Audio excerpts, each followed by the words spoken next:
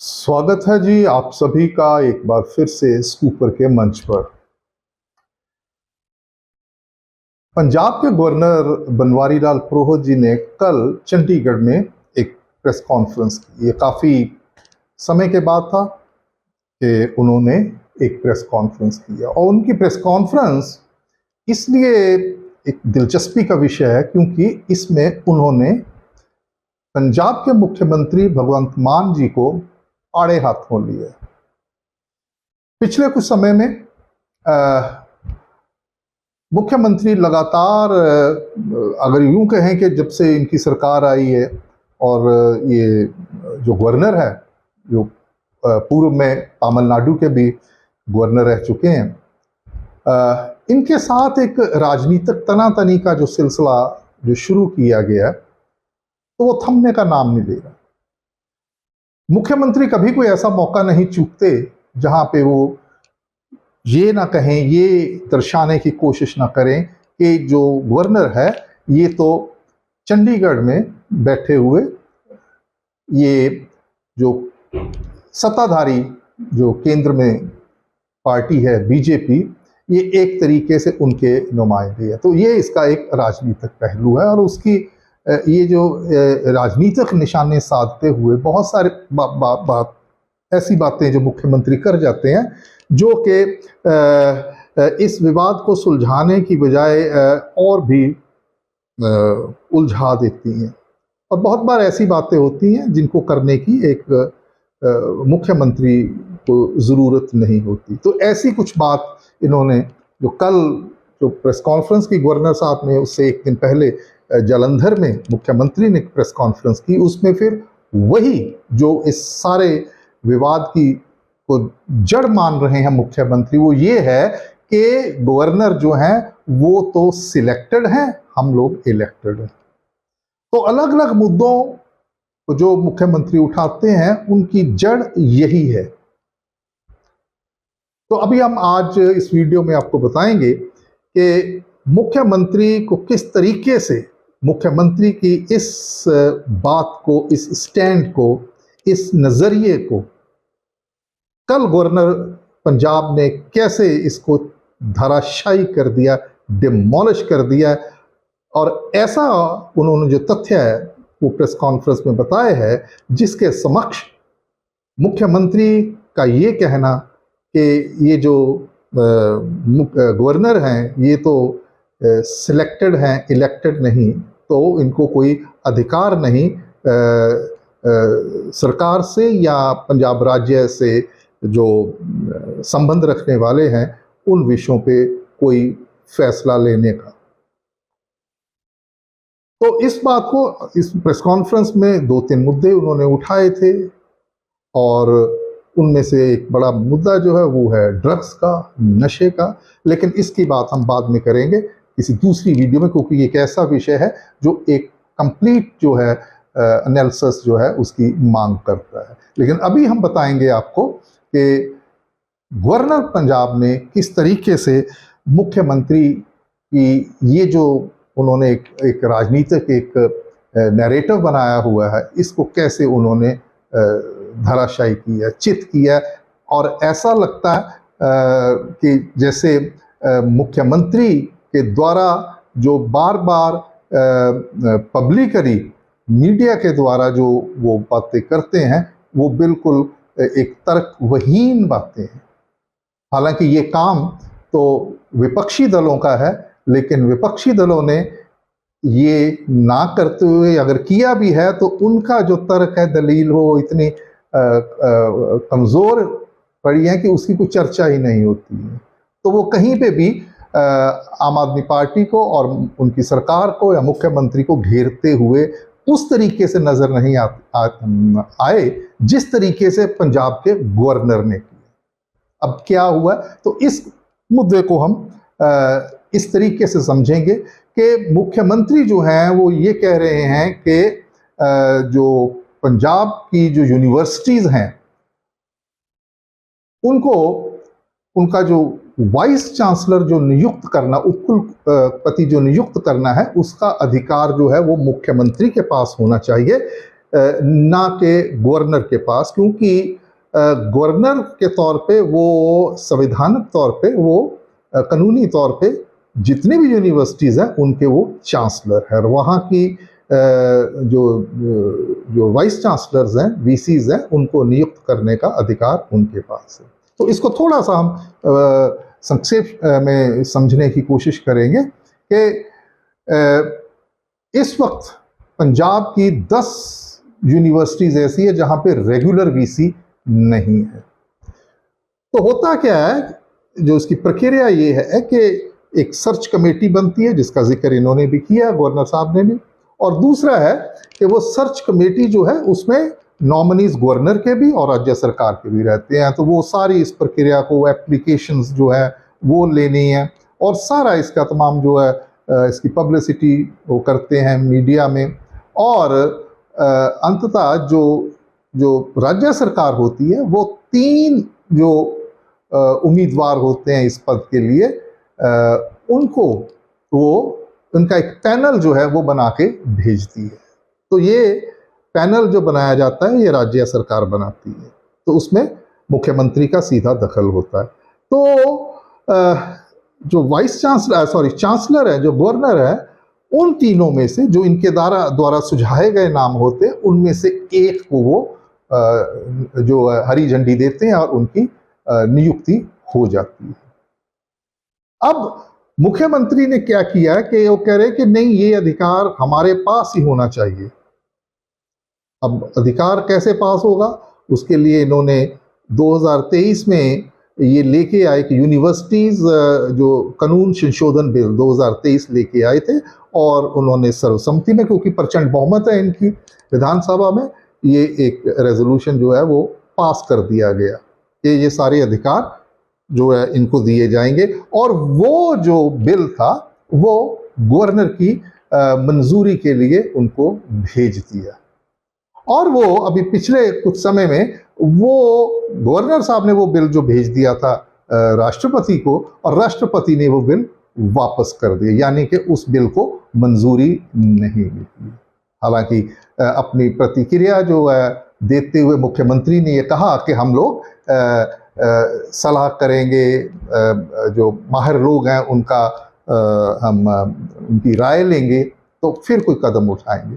लेकिन परसों इस प्रेस कॉन्फ्रेंस से एक दिन पहले इन्होंने ये फिर वही मुद्दा उठाया, ये इलेक्टेड और सिलेक्टेड वाला।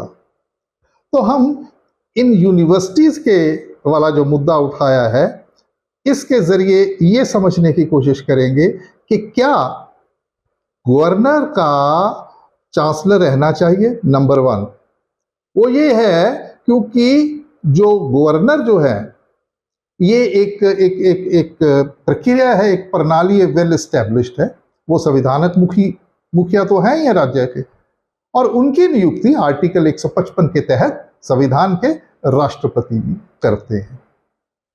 तो वहां पे सबसे पहले कि वो इलेक्टेड हैं या सिलेक्टेड हैं, इस बात पे इतना जबरदस्त उन्होंने गवर्नर पंजाब ने जो एक तथ्य सामने रखा वो चौंकाने वाला था, क्योंकि मुख्यमंत्री ने कभी उस पर बात नहीं की।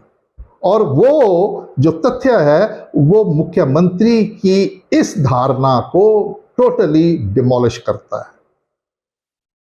देखिए कि अगर मुख्यमंत्री कहते हैं कि गवर्नर जो है वो सिलेक्टेड है इसलिए उनको वो अधिकार नहीं है, हमारी चुनी हुई सरकार है, पंजाब के लोगों ने हमें चुना हुआ है, तो हमें सब जो फैसले वो हमने लेने हैं। अब मुख्यमंत्री इस बात को नहीं जानते हैं कि भाई जो गवर्नर है, गवर्नर को जो पावर्स हैं वो संविधान की तरफ से है, और उनकी अपॉइंटमेंट जो भारत के जो संवैधानिक मुखिया है पूरे देश के, राष्ट्रपति, उनके द्वारा दी जाती है। 2 तरीके से मुझे लगता है कि इसको समझने की जरूरत है, और जहां पे मुख्यमंत्री चूक जाते हैं हर बार वो ये है कि वो 2 तरीके हैं। एक तो इलेक्टेड, जैसे वो चुने गए हैं विधानसभाओं में, हमारे लोकसभा में। एक तो होता है डायरेक्ट इलेक्शन, सीधा इलेक्शन, सीधे लोग चुनते हैं। और हमारी पार्लियामेंट्री डेमोक्रेसी में एक तरीका है इनडायरेक्ट इलेक्शन का, कि लोगों द्वारा चुने हुए प्रतिनिधि ही अपने में से, जैसे राज्यसभा के मेंबर जो है, उनका जो विधायक है वो चुनाव करते हैं, उसका पूरा एक बना होता है, वो उसमें और भी है। तो वो अगर इनडायरेक्ट है तो भी मूल रूप से वो लोगों द्वारा चुने हुए प्रतिनिधियों के द्वारा ही चुने जाते हैं और राज्यसभा बनती है। और उस राज्यसभा में आम आदमी पार्टी के भी इस वक्त 10 जो है मेंबर राज्यसभा। तो क्या वो मुख्यमंत्री उनको इलेक्टेड बोलेंगे या सिलेक्टेड बोलेंगे, क्योंकि वो इन्होंने तो नॉमिनेट किए हैं। या ये बताएं कि जब उनको बनाया गया था, उनको चुना गया था कि राज्यसभा के ये हमारे उम्मीदवार हैं, तो उनके पक्ष में विपक्ष में विधानसभा वोट करती है, पर इनकी प्रचंड बहुमत है, तो इनके मेंबर्स बने हैं। तो क्या इन्होंने पार्टी के अंदर भी कोई इलेक्शन करवाया था कि भाई ये जो हम नॉमिनेट कर रहे हैं राज्यसभा के मेंबर्स जो हैं वो हमारे जो डेलीगेट्स हैं पार्टी के या हमारे विधायक हैं, इनके द्वारा वो इलेक्ट हुए हैं, इसलिए हमने उनको राज्यसभा का उम्मीदवार बनाया। ऐसा कुछ हुआ? ऐसा बिल्कुल नहीं हुआ। हालांकि जब ये आए थे सत्ता में 2022 में, तो इन्होंने जिन लोगों का चयन किया था राज्यसभा, उनका पंजाब के साथ कोई तल्लुक ही नहीं है। राघव चड्ढा जी हैं राज्यसभा के मेंबर हैं, संदीप पाठक जी हैं राज्यसभा के मेंबर हैं, और उस बहुत बड़ा बवाल मचा पंजाब में कि पंजाब के लोगों में से आपको कोई योग्य व्यक्ति नहीं मिला कि जिसको बनाया जाए, और ऐसे लोग बनाए हैं जिनकी कोई पृष्ठभूमि नहीं है कोई राजनीतिक और पब्लिक लाइफ में। यहाँ पे एक यूनिवर्सिटी, प्राइवेट यूनिवर्सिटी है, उनके जो सर्वे सर्वा उनको इन्होंने राज्यसभा के लिए मनोनीत किया और वो उनका चयन हुआ। खैर, तो ये है इनडायरेक्ट इलेक्शन। लेकिन ये जो डेमोक्रेसी है, लोकतंत्र है, पार्लियामेंट्री जो लोकतंत्र है हमारे देश में, उसका तो कोई उल्लंघन नहीं है। तो उसी तरीके से जो राष्ट्रपति हैं वो भी चुने जाते हैं, लेकिन इनडायरेक्टली चुने जाते हैं। हम सबको दोहराने की जरूरत नहीं, हम सबको पता है कि राष्ट्रपति के चुनाव की क्या प्रक्रिया है। तो वो भी एक डेमोक्रेटिक तरीका है, संविधानक मुखी है। हालांकि उसी तरीके से जो इलेक्टेड संविधानक मुखिया है, उसको अधिकार है कि वो गवर्नर को अपॉइंट करे, मनोनीत करे। तो ये अनडेमोक्रेटिक कैसे हो गया? इसको आप सिलेक्टेड कैसे कह सकते हैं? वो उस प्रक्रिया के से, वो लंबी प्रक्रिया है, लेकिन वो प्रक्रिया मूल रूप से लोकतांत्रिक है, जिसके द्वारा चुने गए जो महामहिम है राष्ट्रपति हैं, वो अपॉइंट करते हैं। तो राष्ट्रपति जो अपॉइंट करते हैं वो संविधानक अपनी जो अधिकार है उसका प्रयोग करते हैं। तो क्या उसको भी, तो इसमें तो सीधा सवाल ये भी पैदा होता है कि राष्ट्रपति को क्या अधिकार है गवर्नर को अपॉइंट करने का? अगर गवर्नर को वाइस चांसलर अपॉइंट करने का अधिकार नहीं है, जिसकी शक्तियां उनको संवैधानिक उससे मिलती हैं संवैधानिक तौर पे, तो क्या मुख्यमंत्री आम आदमी पार्टी के ये कहना चाह रहे हैं कि जो हमारे राष्ट्रपति हैं वो भी सिलेक्टेड है, इलेक्टेड नहीं है? और दूसरी बात, आप राज्य के स्तर पे आ जाइए। जब सरकार आई, सिर्फ इनकी नहीं, दूसरी भी सरकारें आती, दूसरी पार्टियों की सरकारें जो पंजाब में आती, तो वो पंजाब में जब ये आए हैं, तो इन्होंने क्या किया कि जितने भी बोर्ड, कॉरपोरेशंस, उनके जो मुखिया थे, चेयरमैन, उनको हटा के अपनी ही पार्टी के बंदों को इन्होंने बनाया। तो क्या जिनको इन्होंने बोर्ड्स के चेयरमैन लगाया, डायरेक्टर्स लगाया है, क्या वो लोग इलेक्टेड है या सिलेक्टेड है? कौन सी लोकतांत्रिक आपने विधा का प्रयोग किया उनको डायरेक्टर लगाने के लिए राज्य स्तर में? तो आप खुद जो है, आप उंगली उठा रहे हैं गवर्नर के ऊपर, लेकिन आप खुद वही कार्य कर रहे हैं। अब मसला क्या हो रहा है कि गवर्नर साहब ने ये कहा कि इन्होंने प्रस्ताव पास कर दिया असेंबली में कि गवर्नर को अधिकार नहीं है। यूनिवर्सिटीज का जो वाइस चांसलर है वो मुख्यमंत्री होना चाहिए। प्रस्ताव पास हो गया असेंबली ने, वो बिल की शक्ल में प्रस्ताव आया और वो बिल जो है अपने गवर्नर साहब उनको भेज दिया गया। अब गवर्नर साहब क्या कहते हैं, बहुत बारीक बात है, समझने वाली बात है। वो ये है कि गवर्नर यहां पे ये कह रहे हैं कि भाई आपने प्रस्ताव पास किया कि गवर्नर वाइस चांसलर को नियुक्त करने का अधिकार नहीं होना चाहिए, उसको चांसलर नहीं होना चाहिए, तो आप ये मेरे खिलाफ ये कर रहे हैं, व्यक्तिगत तौर पे नहीं, एक गवर्नर के जो पोजीशन है, ये नहीं होना चाहिए। तो वो बिल मेरे पास आ रहा है मंजूरी के लिए। अब कहते हैं ना तो मैं इसको हाँ कर सकता हूं, ना कर सकता, क्योंकि वो खुद कहते हैं कि मैं इसमें पार्टी तो वो बन ही गए ना, जो गवर्नर है वो पार्टी बन गए, क्योंकि उनके विरोध में जाता है ये बिल। तो अपने विरोध में जो बिल जाएगा तो गवर्नर क्या कहेंगे, हाँ ठीक है मेरे विरोध में है तो ठीक है मैं इसको पास करता हूं, या वो इसकी खिलाफत करते हैं, नहीं करते हैं। तो दोनों सूरतों में वो कह रहे हैं कि मैं एक ऐसी स्थिति में आ गया जिसकी वजह से मैंने ये जो बिल है वो राष्ट्रपति को भेज दिया, और ये राष्ट्रपति को भेजना गवर्नर के द्वारा जो बिल है ये संविधान प्रणाली का जो लोकतांत्रिक जो हमारा प्रणाली है, प्रक्रिया है, उसका एक हिस्सा है। उसमें कुछ भी गलत नहीं है, गैर संवैधानिक नहीं है, गैर कानूनी नहीं है। तो अगर अब वो बिल वापस आ गया, राष्ट्रपति के द्वारा उसको नहीं मंजूर, उन्होंने अपनी मंजूरी सहमति नहीं दी है, तो इससे क्या आप निष्कर्ष निकाल लेंगे? अब उनके पास कुछ भी नहीं है कहने के लिए। वो पंजाब के लोगों को यही बताते रहे मुख्यमंत्री कि गवर्नर जब इनका मन नहीं होता, जब ये चाहते नहीं है, तो ये वो बिल राष्ट्रपति को भेज देते हैं, क्योंकि वो नहीं चाहते हैं कि बिल, या एक बिल नहीं और भी कई बिल जिनको बाद में राष्ट्रपति ने लंबे समय गवर्नर ने अपने पास रखा और उसके बाद मंजूरी भी दी। और भी जगहों पे ऐसा हुआ। और गवर्नर पंजाब ने यह भी कहा कि भाई मैं तमिलनाडु का गवर्नर था, 25 यूनिवर्सिटीज के वाइस चांसलर मैंने नियुक्त किए हैं। वही प्रक्रिया, ये यूजीसी यूनिवर्सिटी ग्रांट्स कमीशन की जो गाइडलाइंस एंड दिशा निर्देश है उनके मुताबिक ये प्रणाली उनके द्वारा तय होती है।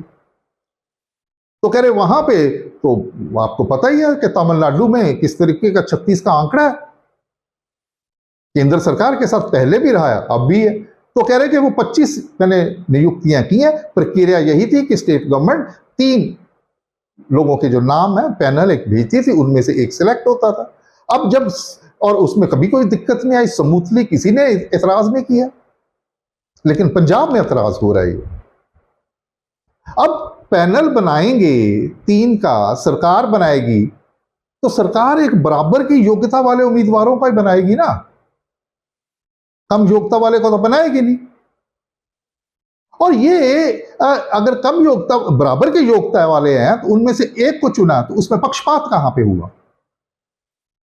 तो इस सब से ये लगता है, ये जो तथ्य दिए हैं, ये जो तर्क दिया है गवर्नर पंजाब ने, उससे ये लगता है कि जो अभी तक मुख्यमंत्री बता रहे थे लोगों को, उसका कोई आधार नहीं है। या यूं कह रहे हैं कि वो राजनीति से प्रेरित है, एक राजनीतिक माइलेज उसमें से वो लेना चाहते हैं। क्योंकि जैसे शुरू में कहा कि वो कहते हैं कि ये गवर्नर जो है ये बीजेपी के, इनकी पार्टी कहती है, उनकी पार्टी का पोजीशन ये है कि जी ये बीजेपी के केंद्र द्वारा, तो ये उनका काम करते हैं, इसलिए ये हमारा कामकाज है उसके रास्ते में एक राखा रोड़ा बनते हैं, अड़िक्का बनते हैं, अड़िंगा डालते हैं।